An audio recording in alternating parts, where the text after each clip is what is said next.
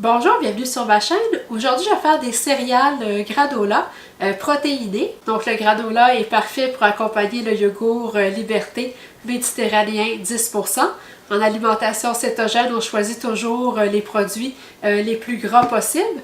Donc, le yogourt méditerranéen contient 10% de matière grasse, donc c'est parfait pour nous. Et puis, vous allez voir, il est vraiment très bon. Moi, j'ai jamais adoré les yogourts. Mais lui, il est beaucoup moins acidulé que les autres yogourts nature sans gras. Donc avec le petit granola et puis le sirop d'érable keto, donc je vous ai déjà mis une vidéo là-dessus. C'est vraiment un déjeuner très bon.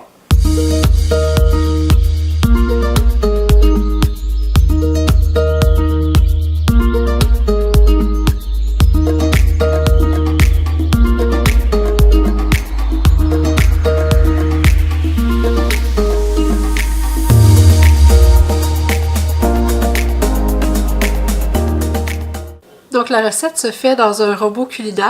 Donc avant de commencer, je vais préchauffer le four à 325 degrés Fahrenheit. Donc je vais commencer par mettre une tasse d'amandes entières, une tasse de noisettes. Donc là, je vais vraiment les hacher très grossièrement parce que je ne vais pas faire un beurre de noix. Puis vous allez voir, il y a encore beaucoup d'autres noix à ajouter. Donc je vais vraiment juste le faire marcher, mais pas longtemps.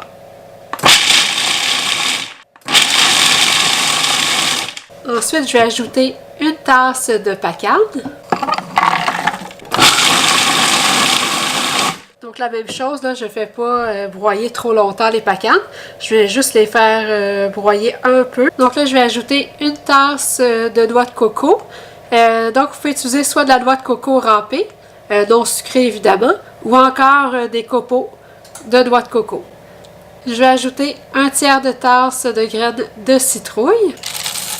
Un tiers de tasse de graines de tournesol, un tiers de tasse de graines de lin moulu, 2 cuillères à thé de graines de chia, un tiers de tasse de poudre de protéines, donc n'importe laquelle, et puis si jamais vous n'en avez pas, vous n'êtes pas obligé d'en mettre, c'est optionnel.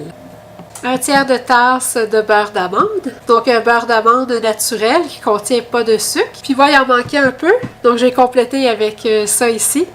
Donc un beurre de noix et de graines qu'on trouve chez Costco. Si jamais vous n'y avez pas goûté encore, ça vaut vraiment la peine. C'est vraiment très très bon. Moi je trouve ça meilleur que le beurre d'amande. Mais vous pouvez utiliser n'importe quel beurre de noix. Donc un tiers de tasse de beurre de noix. Je vais ajouter 6 cuillères à soupe d'érythritol. Je vais ajouter 2 blancs d'œufs. Une demi-tasse d'huile de coco fondue. Et puis une cuillère à thé d'extrait de vanille. Donc je vais encore broyer jusqu'à temps que tout soit bien mélangé.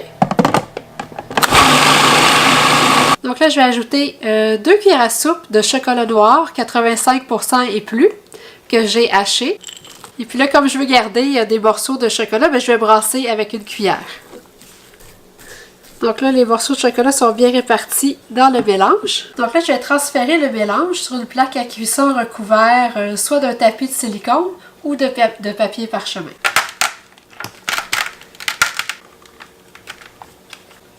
Là, ce qui est important, c'est de bien répartir le mélange sur toute la surface de la plaque. Puis il faut que ça soit une couche uniforme.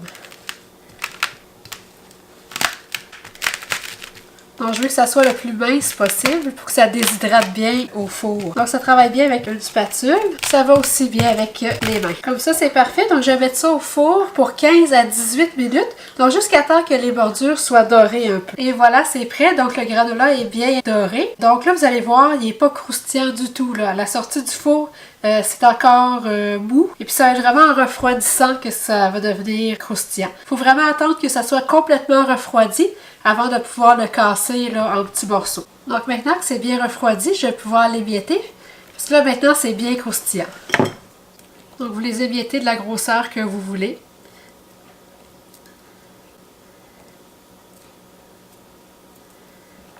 Si jamais vous avez un déshydrateur, vous pouvez aussi les mettre au déshydrateur pour quelques heures.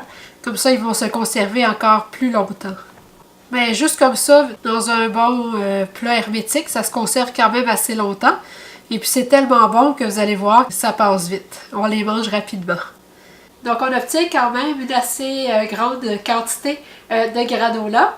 Donc, si jamais vous êtes seul, peut-être faire seulement la moitié de la recette. Donc, je vous parlais tantôt que j'aimais bien manger le granola sur mon yogourt nature le matin avec un peu de sirop d'érable keto et puis quelques framboises. Donc, j'aime aussi manger le granola en dessert. Donc, ce que je fais, c'est que je prends le yogourt nature que je vous ai montré tantôt. Puis, j'ajoute un peu de poudre de cacao sans sucre. Et puis, je mets un peu de Swerve en poudre. Donc, je mélange ça. Et puis j'ai juste ajouté un peu de granola sur le dessus. Donc j'espère vous avoir donné le goût de vous cuisiner des bons granola maison. Et puis n'oubliez pas de vous abonner à ma chaîne pour ne manquer aucune nouvelle recette. Et puis on se revoit bientôt. Merci!